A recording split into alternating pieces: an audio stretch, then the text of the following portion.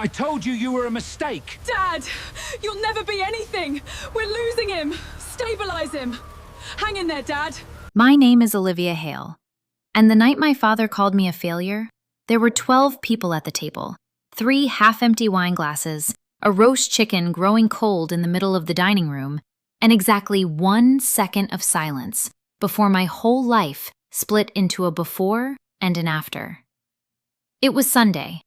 My sister Rose had come home from Cincinnati. My aunt had brought peach pie. My father had even ironed a shirt, which in our house used to mean something important was happening. I should have known better than to think the important thing might be me. I was 30 years old, standing in the dining room of the house where I had grown up, holding a folded letter in my hand.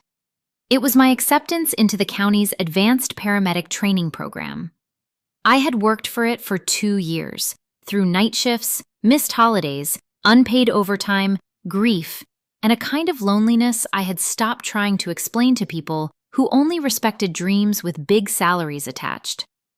I thought that night, just for a second, that my father might finally look at me and see effort instead of disappointment. Instead, he looked at the letter, leaned back in his chair, and said, "A woman who throws away her future to ride around in an ambulance is not brave, Olivia. She's a failure with a siren." No one moved. Rose set her fork down so carefully it made more noise than if she had dropped it. My aunt looked at her lap. My father took another sip of water like he had merely commented on the weather. And I stood there with that letter in my hand, feeling something inside me go still. Before I tell you how the man who shamed me at that dinner table ended up standing for me with tears in his eyes, tell me in the comments where you're watching this video from, and don't forget to subscribe. My father had always believed in visible success, not peace, not kindness, not healing, not work that mattered in quiet ways. He believed in titles printed on business cards, salaries big enough to impress strangers, and jobs you could explain in 1 sentence without anybody tilting their head and asking why. He had grown up poor in a town that measured men by the calluses on their hands and the fear in their eyes. He worked his way out of that life the hard way, through 14-hour days and the machine shop he built from nothing after my mother married him. Hale Industrial Fabrication started in a rented concrete unit with 1 welding torch and a bent office desk someone had left behind. By the time I was in high school, it had 23 employees, 2 trucks, and a reputation for reliability. In my father's mind, it also had a future written in stone. That future was supposed to be me. I was the oldest, the daughter he expected to think like a son, the one good at math, at design, at fixing things. My father used to take me to the shop on Saturdays when I was 9 years old. I can still remember the smell of hot metal and oil, the sparks jumping like tiny orange stars, his big hand on the back of my neck steering me forward as he introduced me to men with hard palms and loud laughs. "This one," he used to say, proud enough that I could hear it even when he didn't smile, "is going to run this place better than I ever did." When you are a girl and your father says things like that, you mistake expectation for love. My mother, Miriam, loved differently. My father loved like a contract. My mother loved like shelter. She taught piano lessons in the front room of our house and somehow made every child who sat on our bench feel talented, even the ones who hit more wrong notes than right. She was the kind of woman who remembered birthdays, turned leftovers into miracles, and could lay a hand on your shoulder in a way that made the worst day feel survivable. When I was 15, I told her I wasn't sure I wanted the shop. I was terrified to say it. I thought it would sound like betrayal. She didn't even blink. "What do you want?" she asked. "I don't know yet." "That's allowed," she said. It seems small now, but it wasn't. In our house, uncertainty was treated like weakness, unless it came wrapped in confidence 5 minutes later. My mother was the only person who ever made space for not knowing. I carried that space with me all through school. I got into Purdue for mechanical engineering. My father was so proud he bought a new tie for the orientation ceremony. He shook hands too hard with professors and told everybody at the diner that his daughter was going to be an engineer. I wish I could say that was when everything went wrong. It would make the story cleaner. But the truth is, nothing goes wrong all at once in families like mine. It happens by inches, by omissions, by the things people don't say until one day they say them too late. My sophomore year of college, my mother started forgetting things. At first, it was gentle. Where she left the keys, which student came at 4 instead of 5, the recipe she had made 100 times. Then it got stranger. She repeated stories in the same hour. She drove to the pharmacy and called me crying because she couldn't remember how to get home. When the diagnosis came, the doctor used soft words and careful pauses, but all I really heard was this: "Your mother is leaving one small piece at a time, and none of you can stop it." Early onset dementia. My father did not cry in the office. He sat with his jaw locked and asked about treatment options, progression timelines, costs. He became more practical the more frightened he was. That was always his language. I came home every weekend that semester, then every long weekend. Then I started missing labs. By the time I was 22, I wasn't just helping, I was home. Everybody said it was temporary. My advisor said I could defer a semester. My mother, on her clearer days, begged me not to lose myself. My father told people I was taking some time to sort things out, as if care were confusion. But there are things no one tells you about illness. They don't tell you how it rearranges time, how days stop being days and become pills, appointments, wandering, panic, laundry, insurance calls, 1,000 tiny emergencies. They don't tell you how quickly one person can become the emotional center of an entire collapsing house. My father stayed at the shop longer. Rose was still in school, so most days that center was me. I learned how to coax my mother out of fear when she looked at our living room and asked whose house we were in. I learned the exact songs that calmed her when words stopped helping. I learned how to make soup she would actually eat. I learned how to stand in the doorway at night listening for movement, because twice she had tried to leave the house at 3 a.m. to go pick up the children, not recognizing that the children had grown. I also learned something else. I learned that the ambulance crews who came when she fell, or panicked, or forgot how to breathe through terror were the kindest people I had ever met. They never acted rushed, even when I knew they were. They spoke to her like she was still herself. They explained everything to me without making me feel stupid. Once, after a brutal night when my mother slapped me because she thought I was a stranger, a paramedic named Elena stayed back 2 extra minutes before leaving the driveway.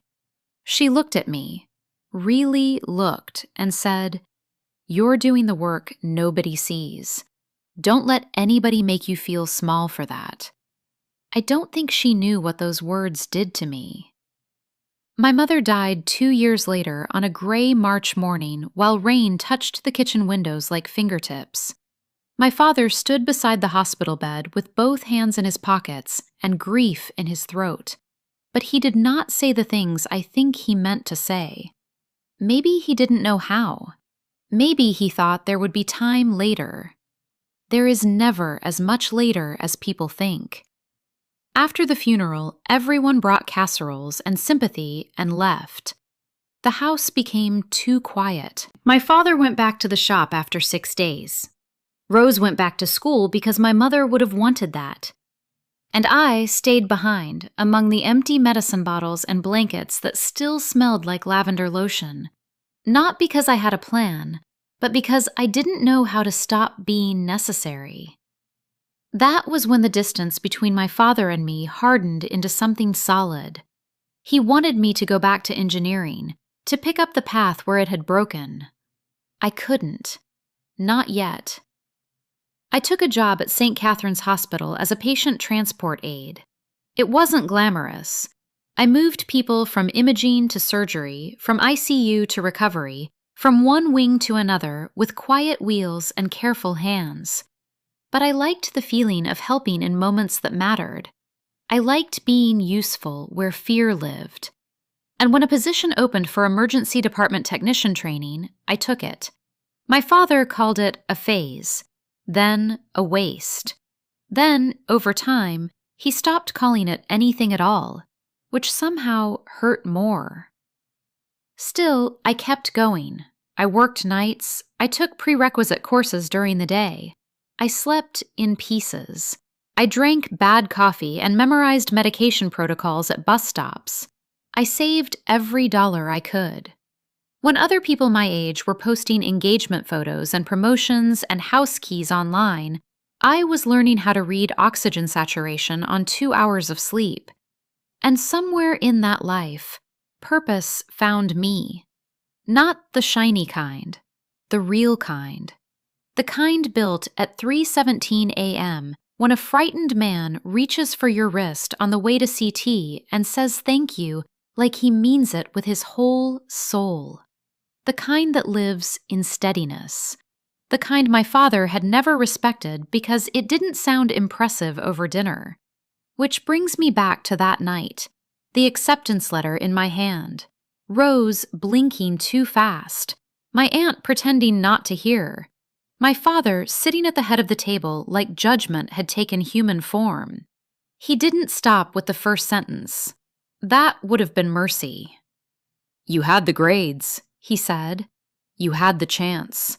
Your mother believed in you. And now what? You want applause because you drive sick people around?" He gave a short laugh without humor. "I built something. You just hover around other people's disasters because you were too scared to build your own life." My chest felt hollow. I wanted to shout that I had not been scared. I wanted to tell him what it cost to watch someone disappear in slow motion. I wanted to ask where he had been on the nights I sat on the kitchen floor crying because my mother did not know my name. But humiliation does a strange thing. It drains language first. Rose whispered, "Dad, stop." He turned to her. "What? We're all thinking it." "No," she said, voice shaking. "You are." I should have thanked her. Instead, I folded the letter once, then again, laid it on the table beside the salt shaker, and said the only thing I could trust myself to say without breaking. "I'm done asking you to understand me." Then I walked out. I drove for nearly 2 hours that night with no destination in mind, just wet roads and a head full of old conversations that suddenly sounded different. Every time I had thought my father was trying to motivate me, maybe he had just been ashamed that my life did not reflect back the version of himself he wanted the world to see. Every time I had told myself that if I just worked harder, explained better, succeeded faster, he would soften. Maybe that had never been true. I ended up in the hospital parking garage before dawn, sitting in my car with the engine off and my forehead against the steering wheel. At 7, I started my shift. That was how life went then. Your heart broke and the clock still moved. For the next 6 months, I barely spoke to my father. Rose called. My aunt texted once. My father did neither. Pride has ruined more families than cruelty ever could, because cruel people at least know what they are doing. Proud people spend years believing they are right. I moved out of the house 2 weeks after the dinner and rented a 1-room apartment over a closed flower shop downtown. The ceiling leaked when it rained hard. The bathroom door didn't shut all the way. The radiator made sounds like it had opinions. I loved it immediately because every object in that room belonged to a life no one else had permission to define. That summer, I was accepted into field training with the county EMS unit. My first ride-along as an official trainee was on a Tuesday, so hot the air itself felt tired. My preceptor, Elena, the same paramedic who had once stood in my driveway after my mother's worst night, recognized me before I recognized her. "You're Miriam Hale's daughter," she said, glancing at my name badge. I nodded.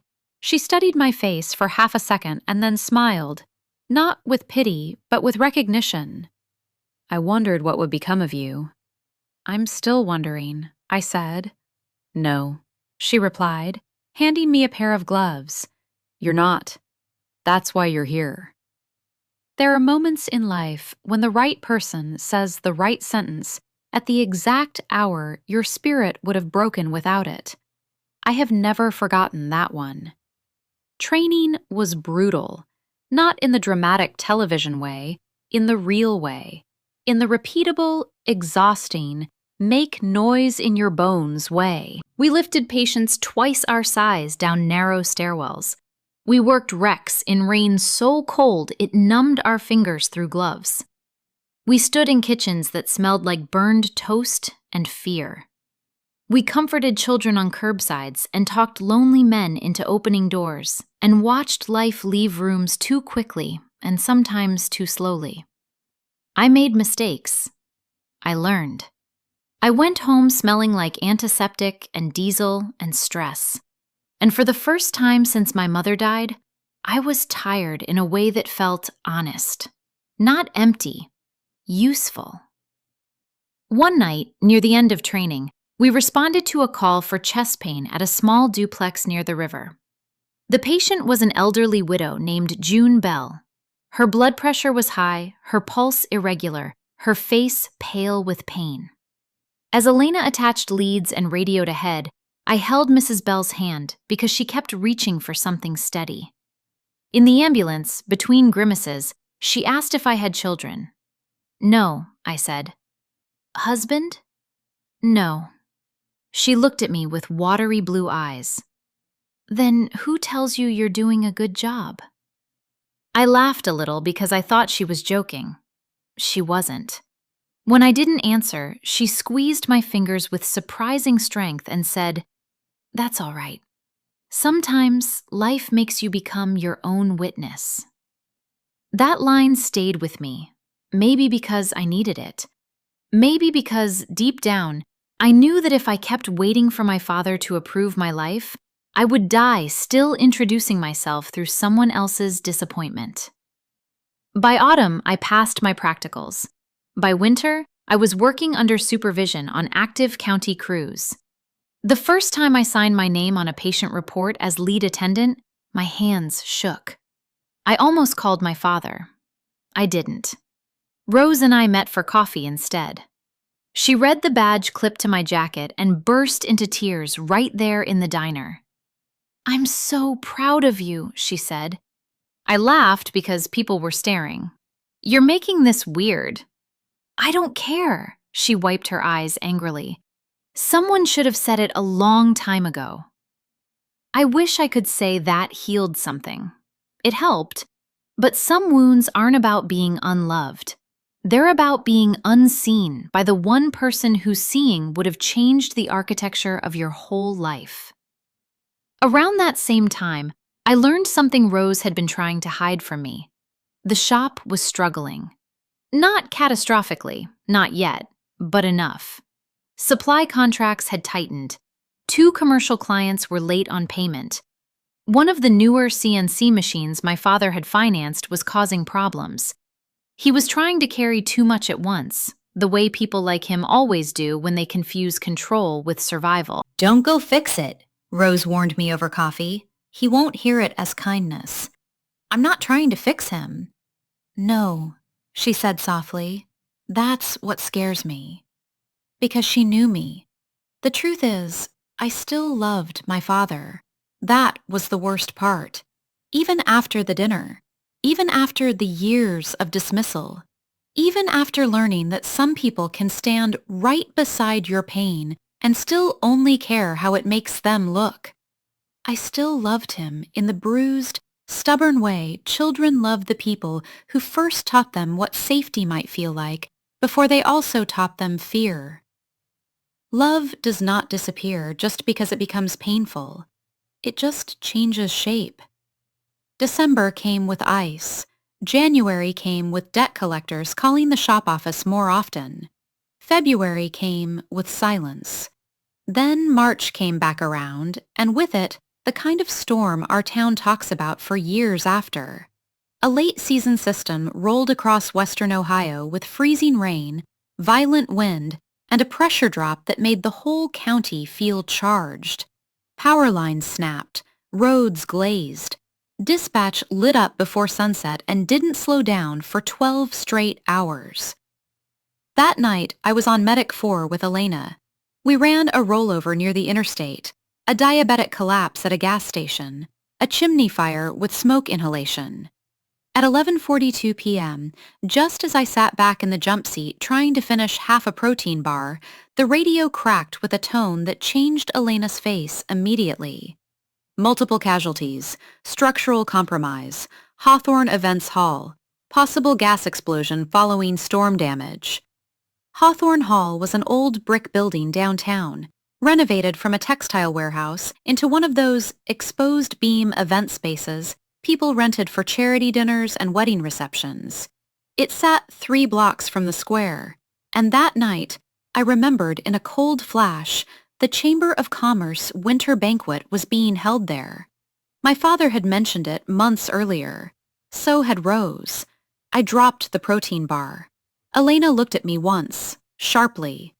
"Who's there?" "My father," I said. "Maybe Rose." Her expression didn't soften, but her voice did.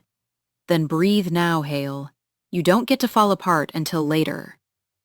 By the time we arrived, part of the front facade had sheared away. Glass glittered across the street. Someone was screaming for a medic. The wind pushed smoke sideways under the streetlights. People in formal clothes stumbled out into slush and debris, faces gray with shock. I did not find Rose first. I found my father's voice. Not because I heard words, because I heard anger. "Over here," someone shouted from inside the shattered entrance. "She's pinned." We moved as a team. That's the thing about crisis. It doesn't ask who hurt you. It only asks what you can do. Inside, the dining hall looked like a hand had crushed it. One steel support had buckled after the blast. A section of decorative ceiling beams had come down over the rear banquet area. Tables were overturned. Plates had shattered. Somewhere, water sprayed from a ruptured pipe. The smell was gas, dust, wine, burned wiring. We triaged 3 people immediately near the entrance. 1 open fracture, 1 possible concussion, 1 severe laceration. Then a firefighter yelled that there was another victim trapped near the back column. I followed the beam of his flashlight and saw my father. Frank Hale was half under a collapsed timber and twisted metal rigging from the lighting grid. His left leg was trapped. Blood ran from a cut at his hairline down one side of his face. He was conscious, pale, and furious, which told me a lot about both his condition and his personality. For one impossible second, we just looked at each other. He recognized me instantly. Of all the times he had looked at me and seen the wrong thing, this was not one of them. "Olivia," he said, but it came out like a cough. "I'm here," I answered, already dropping to my knees beside him. There are people who think professionalism means feeling nothing. They're wrong. Professionalism means feeling everything and doing the job anyway. I checked airway, breathing, pulse, pupils, asked him where it hurt, stabilized his neck, cut away fabric, controlled the bleeding, spoke into the radio with a voice that sounded steadier than I felt. Fire crew lifted what they could. Elena managed the scene beside me with that hard calm only some people can summon. My father grabbed my sleeve when the pain hit his leg hard. His eyes were wild with it. "Don't let me die," he whispered, I had heard that sentence from strangers before. It never landed like that. "You're not dying tonight," I said. "Stay with my voice." The beam came up an inch at a time. He screamed once, short, raw, involuntary. We extricated him, moved him to a board, got him out through sleet and glass and rotating lights that painted the street blue and red and ghostly white. Only when we loaded him into the rig did I see Rose on the curb with a blanket around her shoulders, crying but alive. She gave me a shaky nod. I nodded back because that was all the time grief allowed us. In the ambulance, my father faded in and out. Possible pelvic involvement, tib-fib fracture, hypothermic exposure, blood loss. I worked on him with hands that remembered every insult and still did not hesitate once. At one point, he opened his eyes and looked at me the way children look at windows in storms. "I was wrong," he murmured. I thought I had imagined it. Then his blood pressure dropped, and there was no room left for anything except medicine. If you like this story, subscribe my channel for more beautiful stories. My father survived the surgery. 2 surgeries, actually. The fracture in his leg was worse than it first looked, and they had to repair damage in his hip from the crush injury.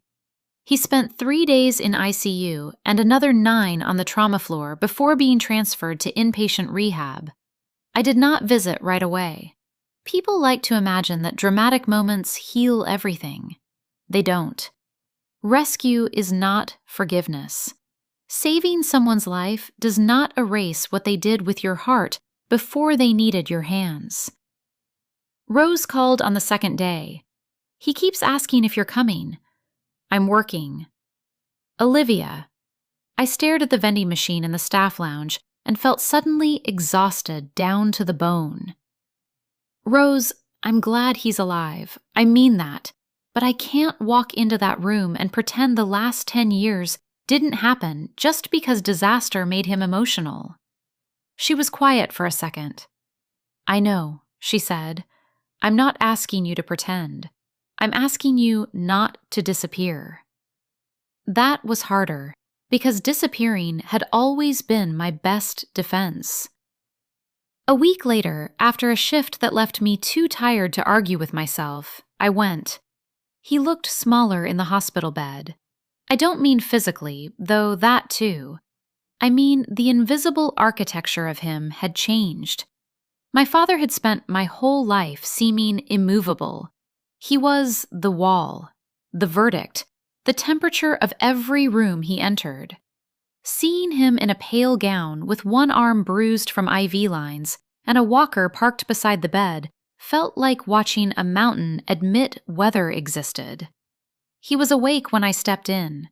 Neither of us spoke at first. Then he said, "You really did become the thing I mocked." I almost turned around right there, but his voice stopped me. It wasn't cruel.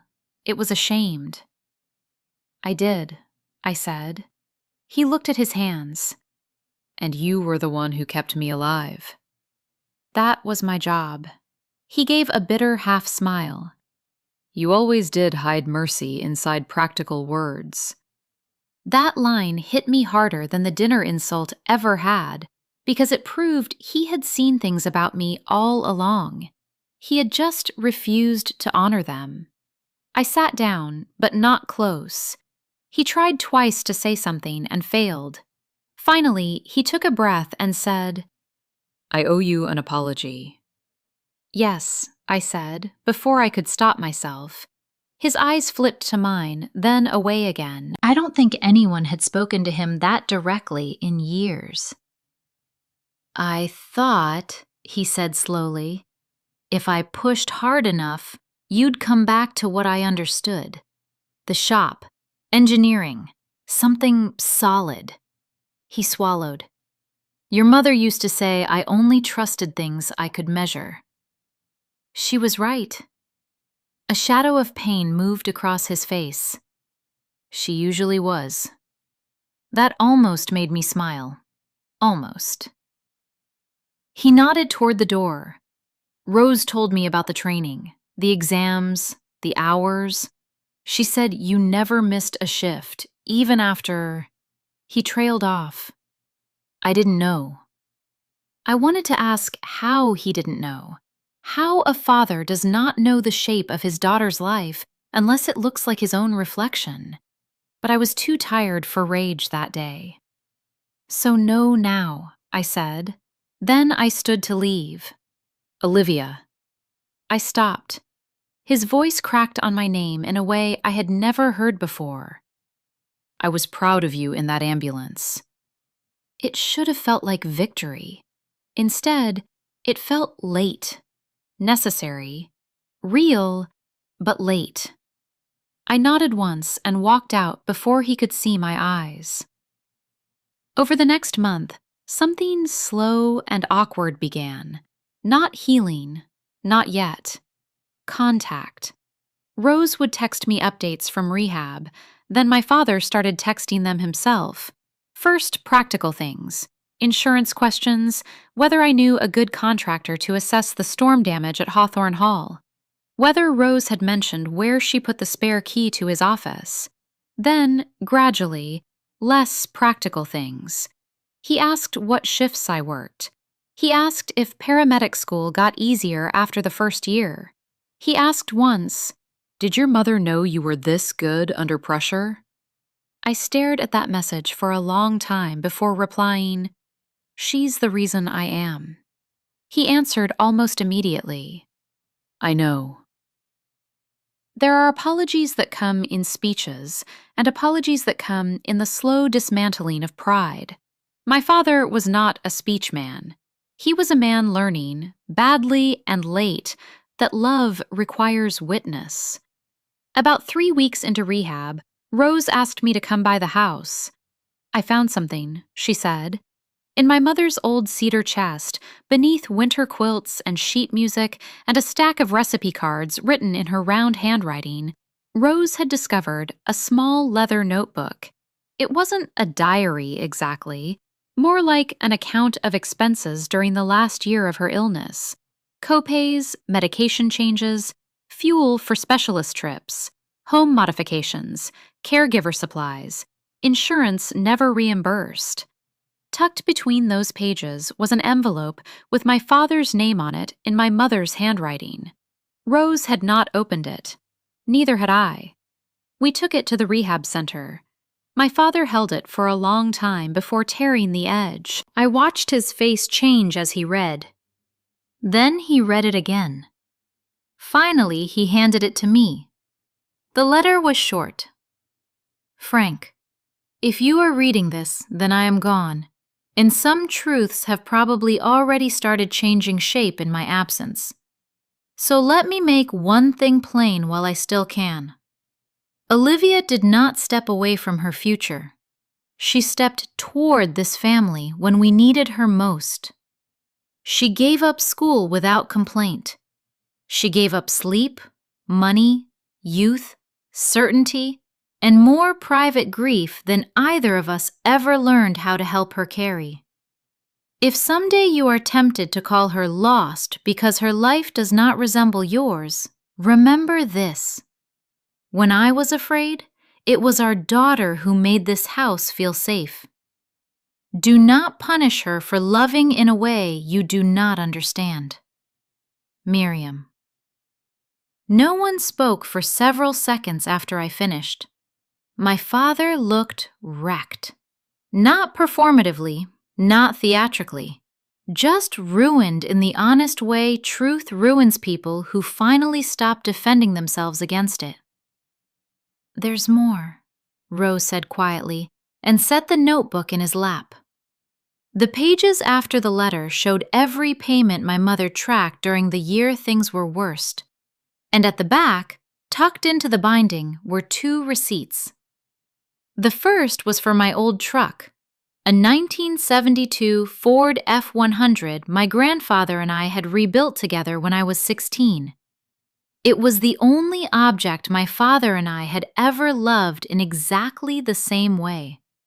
He thought I sold it because I got bored of it. I sold it to cover treatment costs, insurance denied. The second receipt was from the bank, a transfer into the shop's emergency operating account during the month one of the commercial contracts had stalled. My deferred tuition refund. My father stared at the amount like it was written in a language he had never seen. "That was you?" he asked, voice nearly gone. I shrugged because sometimes the body chooses indifference when the heart is too exposed. "The payroll was short. You had 8 guys with families. I knew you'd never ask." He covered his eyes with one hand. It is a strange thing to see your father break for reasons that have everything to do with you and almost nothing to do with himself. It does not make the past disappear, but it changes the air around it. "When I called you a failure," he said into his palm, "I was sitting across from the person who kept all of us standing." Rose started crying first. I didn't. Not because I wasn't hurt, because I was beyond tears in that moment. I felt hollowed out and heavy at once, as if something old inside me had finally been named, and now there was room where the ache used to press. My father lowered his hand. His eyes were red. "I don't deserve forgiveness on demand," he said. "I know that." He took a rough breath. "But if there's any chance to earn some part of my way back to you, I'll take it, however long it takes." That was the first honest thing he had ever asked from me. Not understanding, not compliance. Time. So I gave him that, not because he was my father, because I was tired of carrying the version of him that never changed. Spring came. My father went home with a cane and physical therapy appointments twice a week. The shop reopened on reduced hours. Rose moved into a place of her own but stayed close. I finished another brutal block of field rotations and sat for my advanced certification. This time, when the results came in and I passed, I didn't tell my father right away because I was on shift and forgot my phone in the rig for 5 hours. When I finally checked it, I had 6 missed calls from Rose, 3 from my aunt, and 1 text from my father that simply read, "Heard the news. If your mother were here, she'd say she knew all along. I'm saying it now because I should have said it years ago. I'm proud of you, daughter." I sat in the ambulance bay staring at that message until Elena slapped the side of the track and told me we had another call. Life, again, refused to pause for revelation. A month later, the town held a civic ceremony honoring the first responders from the Hawthorne Hall disaster. I tried not to go. I hate events where people clap at uniforms and act like one dramatic night explains the thousands of quiet ones. But Elena insisted. Rose threatened me, so I went. The ceremony was in the restored high school auditorium. Brass railings, old velvet curtains, programs printed too expensively for a town that still complained about potholes. They called names, handed plaques, mispronounced half the EMT roster. I stood in line, wishing I were anywhere else. Then the mayor said there would be one brief additional remark from a member of the community, and my father stood up. He moved slowly with the cane, but he stood straight. For a terrible second, I thought he was about to embarrass me all over again in public, and some old instinct of dread woke up in my chest. Trauma does that. It teaches your body to expect repetition even in moments meant for repair. He made it to the podium, unfolded a piece of paper, looked at it, then folded it back up again. He spoke without it. "My name is Frank Hale," he said, voice carrying farther than I expected. "Some of you know me from the machine shop. Some of you know me because my daughter dragged me out of a collapsed building when I was too stubborn to die politely." A small laugh moved through the room. He didn't smile. "I'm here because the town is honoring courage tonight, and I need to say something about the woman you're honoring." He looked directly at me then, and in front of half the county, I watched my father choose truth over pride. A few months ago, at my own dinner table, I called my daughter a failure. I said it because I did not understand her life, and worse, because I believed anything I did not understand was beneath respect. The room went very still. I was wrong. His voice sharpened on the words, as if he wanted there to be no soft interpretation available. I was wrong as a father. I was wrong as a man. My daughter gave years of her life caring for her mother while I hid inside work. She gave money she couldn't spare to keep my business alive. She built a career out of service, not status. And on the worst night of my life, the person I had underestimated most was the person who kept me breathing. Rose was crying openly now. My aunt had both hands over her mouth. Elena stood beside me with her arms folded and eyes suspiciously bright. My father gripped the podium. There are a lot of ways to fail. You can fail an exam, fail a business, fail to hit the milestones other people measure you by. He paused. But the worst failure is looking at your own child and refusing to see who she truly is because it doesn't flatter your idea of yourself. That failure was mine. I could not move. There are apologies people perform because they're cornered, and there are apologies that cost something. This one cost him. That's how I knew it was real. He took a breath and said, "Olivia, I cannot give you back the years I spent withholding the words you deserved, but I can say them now where everyone can hear. I am proud of you, not because you saved me, because of the woman you became long before I had the wisdom to notice." Then he stepped away from the podium. The room rose to its feet before I did. I don't remember crossing the aisle. I only remember standing in front of him while applause blurred around us and seeing, for the first time in my adult life, not authority, not judgment, not disappointment, but my father. Just a flawed human being with age in his shoulders and regret in his eyes. He said quietly, off mic, "You don't have to hug me if you're not there yet."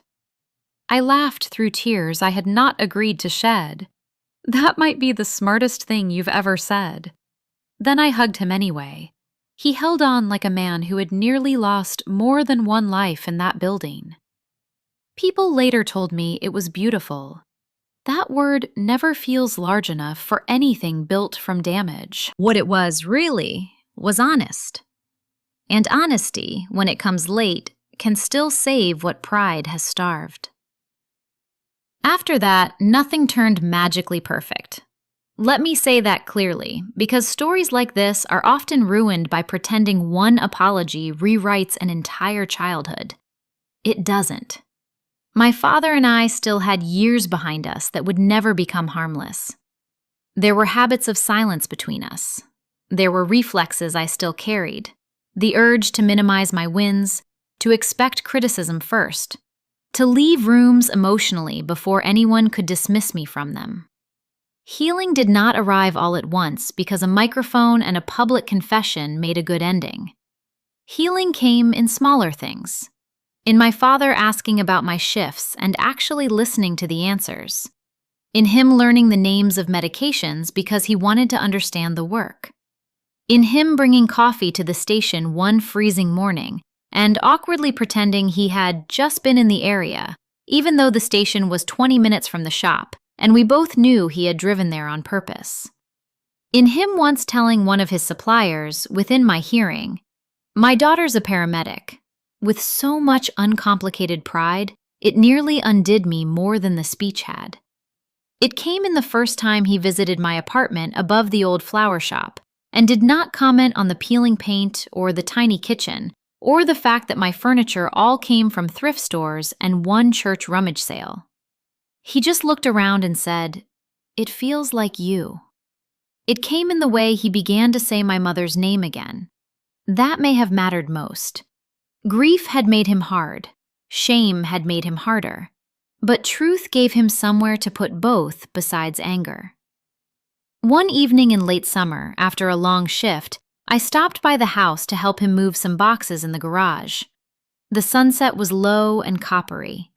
The shop radio played some old country song neither of us liked enough to change. We worked mostly in silence until I found the framed photo that used to sit on my mother's piano.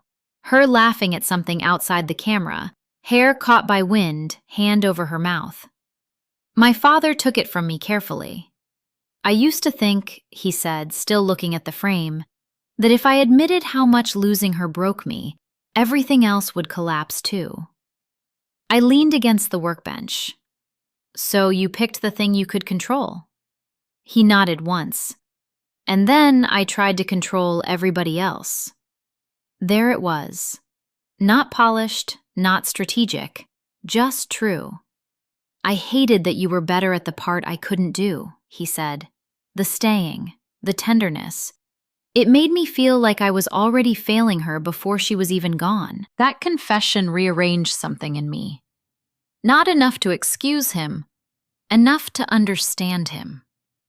Children spend so many years believing their parents are gods that by the time they discover they were only wounded people with louder voices, the damage is already grown.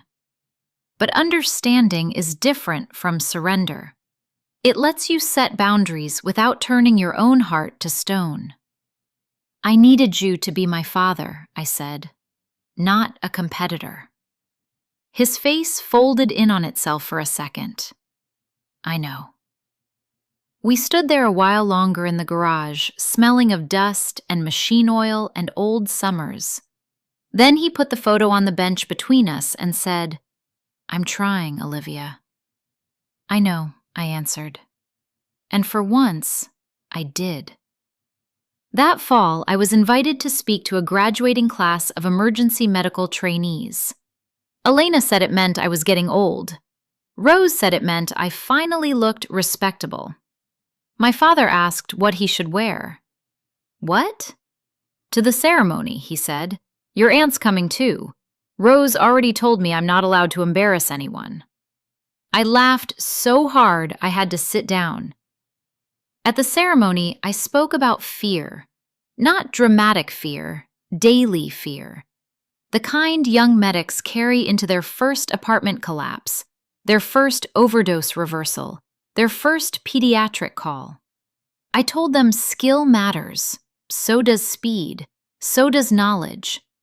But the thing people will remember when their life is falling apart is whether your presence made the room less terrifying.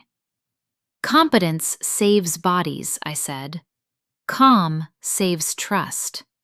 Don't underestimate either. When it was over, families crowded the floor with flowers and cameras and the kind of joy that usually makes me uneasy because it feels too public. Rose threw her arms around me. My aunt cried. Elena pretended not to. My father waited until the others stepped back. Then he held out a small box.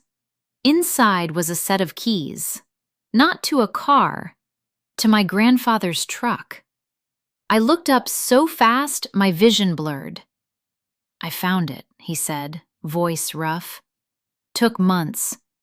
The man who bought it had parked it in a barn outside Dayton. Engine's a mess, body worse. But it's yours, if you want it. I thought, he swallowed. I thought maybe some things don't come back exactly as they were, but maybe they still come back. I could not speak.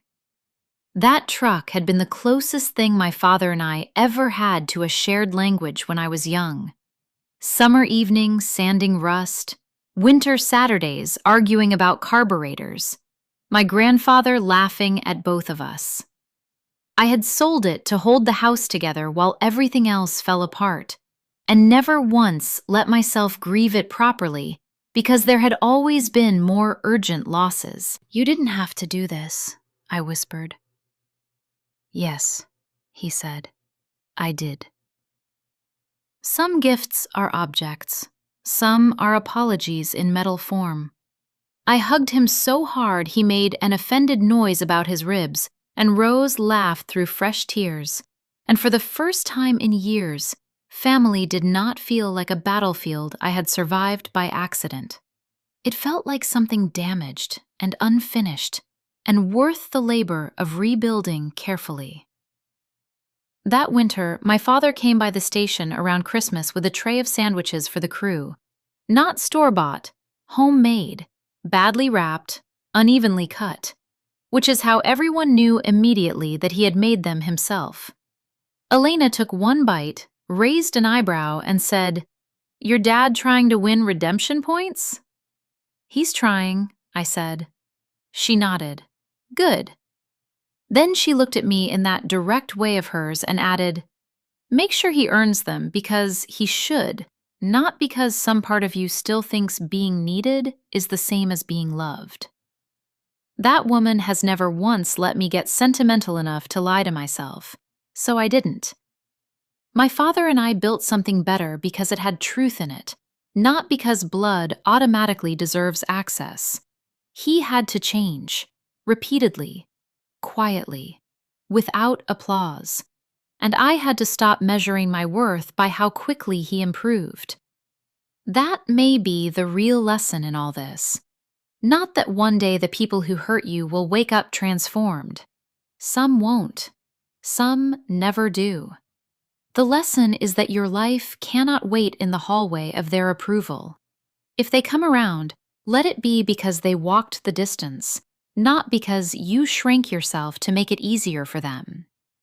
For years, I thought success would be the moment my father finally said the right thing. The promotion, the title, the badge, the public pride. I thought healing would feel like being chosen after all. But standing in an ambulance at 2 a.m, or in a trauma room under bright lights, or in my little apartment eating takeout after a shift that stole all sense of time, I learned something I wish I had known much younger. Worth is not a verdict parents hand down. It is not delayed until the people who misunderstood you catch up. It lives in the life you build while they are still too blinded by their own fears to recognize it. My father became proud of me. That mattered. I won't pretend it didn't. There is a kind of hunger in children that never fully loses memory of the table where they were denied bread. But what mattered more was this. By the time he said the words, I had already become someone I respected. Someone my mother would have recognized instantly. Someone who could walk into disaster and make room for other people's fear without drowning in her own. The night my father called me a failure, I thought I was losing the last chance I had to be seen by him. What I was actually losing was the habit of begging to be seen at all. And once that habit broke, everything changed. I did not need to become impressive enough to force love out of someone withholding it. I only needed to become honest enough to stop abandoning myself for the possibility. My father learned that too. Late, yes, but not too late. Now, on certain Sundays, I still go back to the house for dinner. Rose brings dessert. My aunt brings gossip. My father overcooks meat on purpose because he claims that's how real food tastes. Sometimes he asks about calls I can't fully talk about, and sometimes we sit in companionable silence that would have terrified us years ago because neither of us knew how to fill quiet with anything except tension. On the piano in the front room, my mother's picture is back where it belongs. And next to it sits a framed copy of my paramedic certification. My father put it there himself, not in the hallway, not in the office, not hidden among family photos where pride can pretend it was always present. On the piano, where my mother would have seen it first. Sometimes, when the light hits that frame in late afternoon, I think about the version of me who stood at that dinner table with a folded acceptance letter and a heart full of one last hope. I want to reach across time and tell her the truth. You are not a failure because someone wounded cannot recognize your calling. You are not behind because your life was interrupted by love, grief, duty, or survival. You are not less valuable because your gifts do not resemble the ones your family finds easy to brag about. And if the people who should have protected your spirit are the same people who bruised it, let that be a measure of their limitation, not your worth. Some stories end with revenge. Mine didn't. Mine ended with rescue. Truth, work, time, a public apology, a rebuilt truck. A father who finally understood that pride is not something you reserve for children who mirror you. It is something you offer when you have the courage to see them clearly. And if there is one thing I know now, it is this. The moment someone calls you a failure may be painful, but it does not get to be prophetic. Sometimes it is only the last wrong sentence spoken before your real life begins. If you like this story, subscribe my channel for more beautiful stories.